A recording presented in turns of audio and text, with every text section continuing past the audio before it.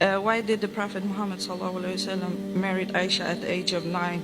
And can one use this example to marry young girls? Okay, the question of the sister is a very good question, mashallah.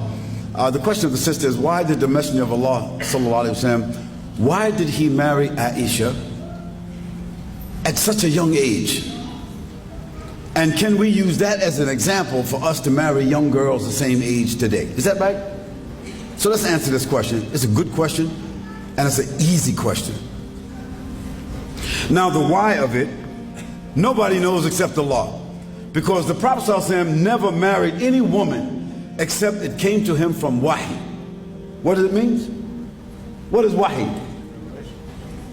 The Prophet ﷺ never went around looking at women and select this one or select that one or say, yo, check this out. Tell that girl I'd like to marry him or marry her. No.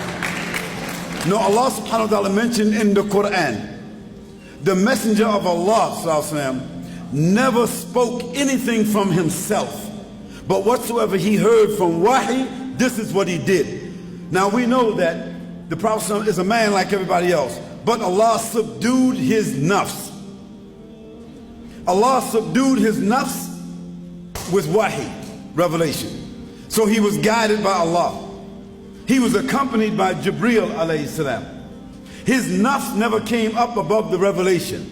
So whatever the Prophet ﷺ selected to do, he did it through the influence of Allah subhanahu wa ta'ala and through the guidance he received from Jibreel alayhi salam. So why he got Aisha, we don't know that, because where did the order come from? Hello. Allahu Akbar. So the kafir, the non-Muslim, who is not able to understand and recognize, they between the sky and the earth, they suspended because what? They're ignorant, they don't know. They don't understand the premise of revelation, so they can't appreciate that. But those who can appreciate revelation understand that prophets, alayhimus salam, were ordered to do things that we don't understand, that we call mu'ajiza. We call it miracle, phenomena, because it came from God. So Allah selected Aisha for the Prophet ﷺ. That's number one. And when the Prophet ﷺ realized that Allah inclined him towards Aisha, who was Aisha radiallahu anha? She was the daughter of Abu Bakr radiallahu anhu. Abu Bakr as-Siddiq radiallahu anhu. And who was Abu Bakr as-Siddiq? Abu Bakr as-Siddiq, he was a well-known man in Mecca, right? Well-known, honest.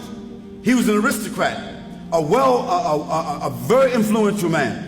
He was the supporter of the Prophet ﷺ. He was a companion of the Prophet ﷺ. And Aisha was his daughter.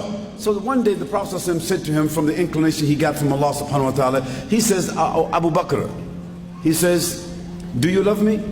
Abu Bakr said, Ya Rasulullah, I sacrificed my mother and my family for you.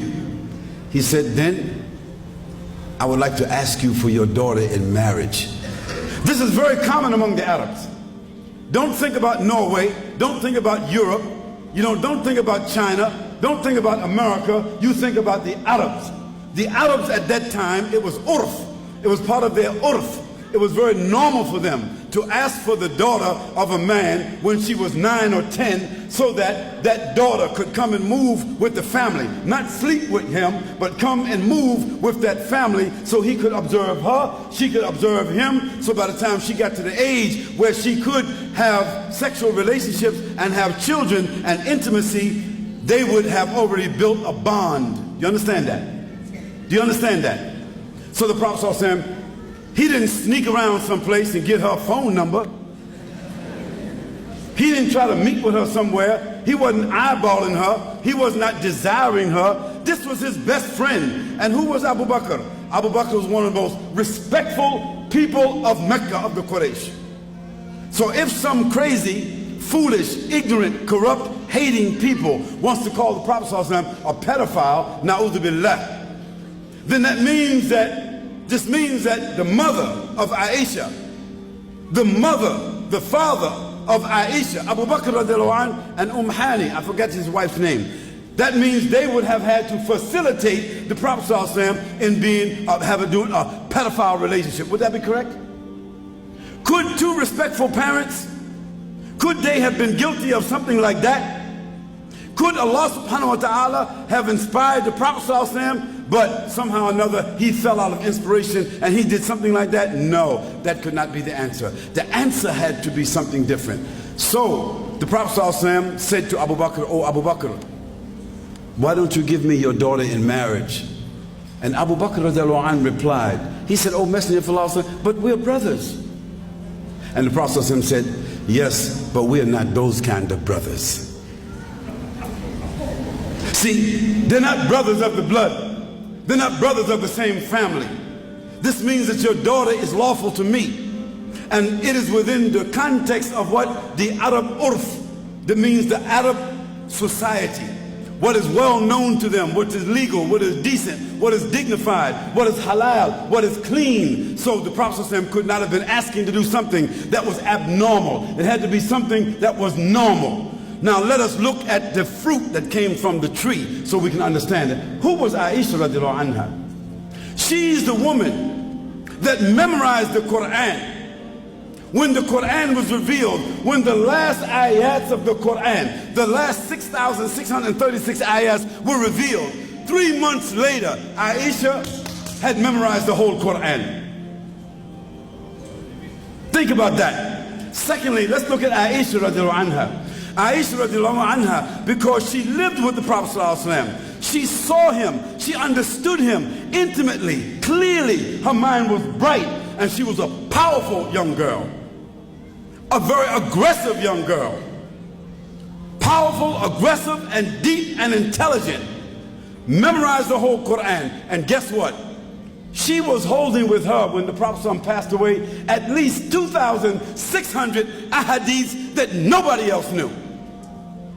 And that's why after Abu Hurairah radiallahu anha, nobody related to us more hadiths than Aisha radiallahu anha. So when you look at the product, when a girl is raped, when a girl is molested, when a girl has been involved in some pedophile type relationship, she becomes dysfunctional. She becomes, something different. She doesn't know herself. She becomes guilty. She becomes dirty. She becomes dysfunctional. And you see the result of it throughout her life. Is that correct or not? No, not our mother Aisha radiallahu anha.